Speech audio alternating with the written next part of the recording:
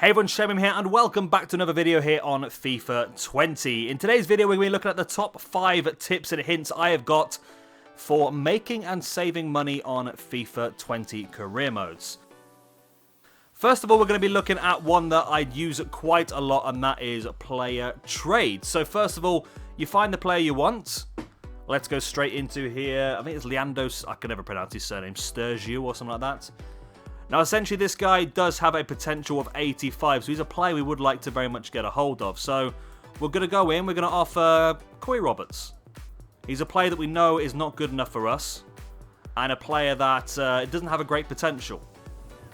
And they want 556k on top. Now, Sturgiu, whatever his name is, his current ability, or current value on this game at the moment is just under $1 million. So, we're going to get him for half the price by getting rid of a player that we don't really want. However, we can also fight with this as well. We don't have to give them exactly what they want. Let's give a little bit of an argument. Let's say 400k. And they're happy with that. There we go. So we're going to get a player that's worth just under $1 million here for £400,000 by also removing a player from our squad that we don't want. And this player here has an 85 potential. So it's going to last us for a long time in this career mode. So for me, that's why it is so important to utilize these player trades as much as you possibly can. You will find as well in player trades, you will normally get more value in a player trade than what you would do if you sold the player and got the value from the board, because of course the board take a certain percentage of the player sale. So it is always worth looking if you can do these player trades first. Right, let's have a look at our second hint. Now, another great way of making money that a lot of people do ignore is the Youth Academy. Now, a lot of people don't really use the Youth Academy that much. They don't like it because it doesn't bring through players with real names or that sort of stuff. They like to use the real players on the game. However, there is a lot of money to be made from this, and let's have a look how you can do it. So, of course, you have your different value in scouts. I mean, if we went for this guy, 17k, he would pay for himself very, very quickly in the players he brings back. Don't get me wrong, his players are not going to be fantastic, but he would pay for himself. So, what we're going to do is we're going to take this guy, Dylan Alexander, for 17k. We are also going to take this guy here, Jonas Henriksson, for 81k. And we're going to take this guy here, Patrick Murray, for 225k. So we have a 1-star, we have a 2-star, and we have a 3-star. I'm going to send them all out now to do 9 months, which is the most you can do worth of scouting. So Dylan Alexander, we're going to do you... We're going to keep you in England, which is your country. To send you away for 9 months is going to cost 216k. It's adding up, isn't it? Jonas Henriksson, we're going to send you to Sweden. Send you to your home country as well. 9 months, 252k. And then Patrick Murray here, we're going to send you to your home country of Scotland. Again, for 3 months, another 288k. Let's go through to the end of 9 months and let's see the profit which we've made off of these 3 youth scouts. Right, so 9 months of youth scouting has passed. Let's have a look at what we have found. We have a collection of players. This is probably the best we found, Victor Matteson. Let's actually go along to financial and age. There we go. So we've got a few players here. Kirk Water, as you can see. Walker, not Water. 60k. We've got another 60k. 1.1 million for Victor Matteson. Very, very good.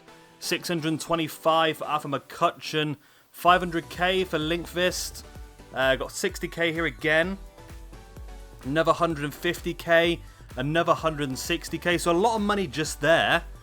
And if we have a look in the Youth Academy as well, we got another lot of young players. 180k, 70k, 160, 60, 120, 160, 70, 50, 70, 120, 190, 100 and 140. That's a lot of money.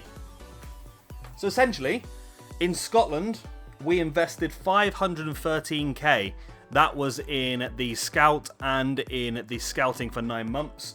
And we have brought back £1.675 million worth of players.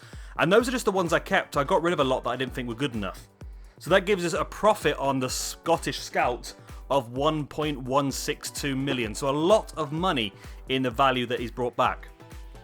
Sweden, of course, did very well, that goalkeeper.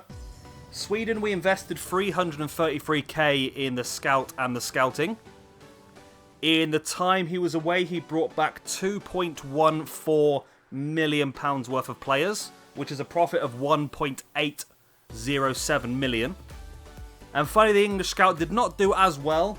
I've got him down as shown as a minus 13k loss for the time that he was away, but there were a lot of players that I did get rid of that were probably worth 50 odd k a piece, so he probably did make his money back. But for me, it looks like the 2 and 3 star scouts are definitely worth a lot of money. On those 3 scouts altogether, I've spent about close to $1 million, and we made a profit of 2.969, so almost £3 million profit just from cheap scouts in League 2. It's definitely worth doing, and it'll work even better if you coincide it with our next thing, which is going to be training. Right, the next money-making scheme on my list is player training. Now, this is a career mode I've just started up, and I've literally just simmed through the first half of the season, as you can see with my poor managerial rating. And what I've been doing is I've been training the same 5 players over and over and over again all season so far. I've not used any of the catalogue stuff or anything like that. Literally just standard training. So as you can see, we have this lad here, Nathan Sharon, who has gone up 100% in value, or 108%. We have got Callum Cockrell Mollett, who's gone up 126%. Sam Perry has gone up about 160%. Jack Nolan has gone up 167%, and Mitch Candlin's value has gone up by 212%. Now, I've done a rough bit of mathematics on this, and this works out that just these 5 guys, just training them for half a season, I've improved their values by just over £1 million. Now, these are 5 players that I don't intend to use on this career mode. They were literally the 5 lowest rated players I had when I started the career mode. And they're players that I would probably come into this window now and I would use to basically as a make weight for other players. As you can see, I've only got on this career mode, I've got 1.7 million, 1.07 million. So I can use these players now. I can either sell them for the extra money we've made through training, or I can use them as part of a player trade to get the players I want cheaper. That's why for me, the player training is very, very useful if you're looking to just increase value of players. I have done another video solely about whether training is worth it for your players or not, and this is one of the biggest things that I found, just for sheerly improving players' overall abilities to sell them on for a higher value. Training is very, very useful. Right, let's move on to the next one. Right then, for our next money-making scheme here on the career mode, we have headed over to my Sunderland career. Now, this technique works a little bit later into the game. It won't work in the first season. This game, I am currently just starting the 3rd season, so I've completed 2. And we do have a couple of good sort of examples of what you can find. Now, what you're looking for here is the release clauses. So we'll go down this list. There's a lot of players I've put in here that I'm looking to buy. There we go, there's the first one. So, Rabi Matondo. Good player, 85 plus potential. As you can see, his value is currently 6.5 million. However, I'd have to pay between 6.7 to 8.6 to get hold of him. However, he has a minimum release fee of 3.25. Ergo, meaning, if I purchase this player, I can get him for half of his value with no real argument. I can just take him for that 3.25 million. And what you can do is, you can't really sell these players first season, but you can use them in trade deals. So if you've got no interest in this player whatsoever, which I have, I'm gonna get hold of him and bring him in for Sunderland. But if you've got no interest in this player, you can still buy him, and then you can use him to trade for somebody else, and all of a sudden you've got double the amount of money to trade, which could be enough to get a deal over the line that you were struggling with a little bit.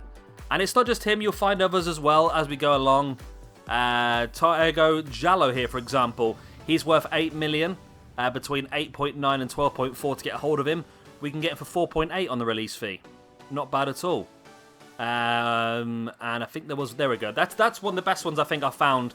Not a player I would normally go to buy, but Jared Bowen here, of course, moved to West Ham in real life. £15 million value. They want between 19 to 28 million to purchase him, but we can get him for 6 million. That's crazy. That's like less than half the value. It's almost a third of his overall value. Like I said, you might not want to keep him. If you don't want to keep him, doesn't matter. Just buy him in for 6.1 million and use him as a make weight for somebody else. And all of a sudden, you've got a much more money than what you started with. Granted, it's not physical cash, it's more of an asset, but when you're using it as a trade, you can get a lot more back for your money as well. And who knows, if you want to keep hold of him for a season, which is probably what I'll do here, I don't think he's one that I really want to take fully all the way on my Sunderland career mode, but I'm going to buy him. Maybe keep him for a year, use him for a year, then sell him off for 20 million. All of a sudden, made 15 or 14 million pound profit. It's definitely a fantastic way to make a lot of money. And when you go a little bit higher up, you can find even more as well. You see, I'm doing a few scouts here, just see if I can find some more. There's Abe even, from Barcelona. There's Chumi there, 2.6 million from Barcelona as well. But when you actually look at some of the higher rated players, you'll find this quite a lot with players like Arthur from Barcelona. He generally has a very high value and a low. If we can find him, let's see if he's got one at the moment. He hasn't got a release fee at the moment, but players like Arthur, Rodrigo, Vinicius Jr. is also one that I've taken advantage of in the past, where you can get these players for a fraction of their actual price because of these minimum release fees. And to say, if you don't want to keep them, see this for example, so he's got a release fee of 54.8 million, he's currently worth 49. You give him another season or two, all of a sudden his value is going to be around about 80 odd million, but that release fee will stay the same, and that's how it works. So these sort of players, stick on your transfer hub and just keep an eye on them, because there's a lot of profit to be made by playing this market. And like I said, you can either use them as a make weight, you can either get players you want on the cheap, or you can simply buy them, keep them for a little bit and sell them on the next season for a big profit. Now, as well as release fees, also keep an eye out for free transfers. Here we are on my Manchester United career mode that we did recently. This is about 4 or 5 seasons in, and as you can see, Vinicius Jr., 92 rated, worth £100 million, is currently going on a free transfer. He's worth £100 million, and you can sign him on a free transfer just by simply going in, approach to sign, and agreeing a contract. So we just saved £100 million. So this obviously works really well for these sort of players. He only wants to be sporadic as well. If you're lower down, of course, you can get even better players as well. Players that are better for you, and players that you can not only keep if you need to, but you can also use to reinvest in player swap deals and stuff like that. So it's definitely worth looking at. Now, what I generally do when I do this sort of thing is I will go in early on, and I will put all the players that I want on my shortlist. When it gets into January, I'll have a look and see who's showing up as a free transfer. Simple as that. And you'll be surprised the players you can sort of find. There we go, we just signed Vinicius Jr.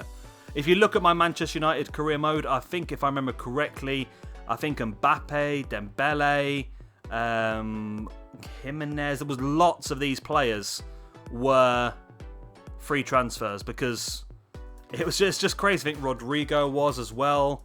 It's just crazy just how much this game just suffers with that sort of thing. It's a real stupid little thing. It's something that's not very realistic, but it's something that you can take advantage of to really make a lot of money. And like I said, don't only look at players that you want to keep. Look at players that are high value and players that you can potentially sell to get the money into your club, or potentially use as a trade for a player you do want. So it's definitely worth looking at.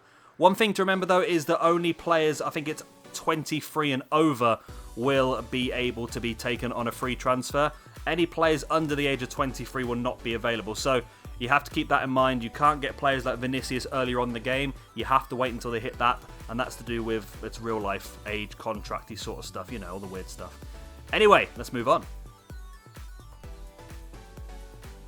And I'm sure this method of making money is going to come to a surprise to nobody. But do your preseason tournaments, for God's sake. Look at this, look. You can earn 1.08 million extra for your transfer fund just by playing, what was it, 3 group stage matches and 2 knockout stages. Even if you don't win, you can still earn extra money you can use.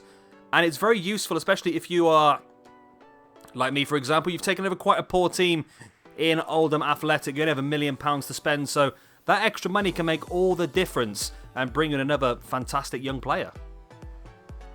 Well, those are all the ways that I've been finding to find money in a FIFA 20 career mode. If there's anything I've missed or anything you want to comment on what I've said, then please do drop it down in the comment section down below. I do read them all, and I will obviously reply to as many as I can as well. And hopefully one day, like me, you will finish the season with £325 million in your transfer kitty.